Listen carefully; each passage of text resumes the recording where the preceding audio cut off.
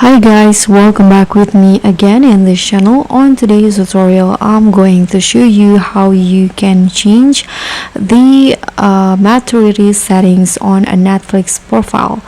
So in here, I have already opened Netflix on my browser. And let's say I want to change this profile maturity settings. So what you need to do here is just go to the top right corner in here until they show up, and then click on this manage profiles.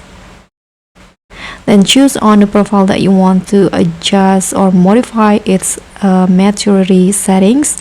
Click on this pencil icon and you'll find maturity settings in here.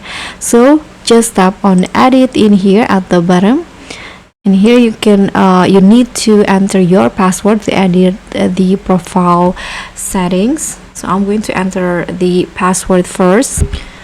Okay, after you enter your password, just click on continue. And now you can see this is the maturity settings, this one's right here. If you want to change it, you can just click on the dots in here. For example, I'm going to go with all in here, or can also choose on a specific age in here, 10 plus, 30, 13 plus, 16 plus, or 18 plus. Just choose the age that you want. Here you can also enter titles or shows, movie titles or show to block on the profile specifically. But if you're not going to, you can just tap on save.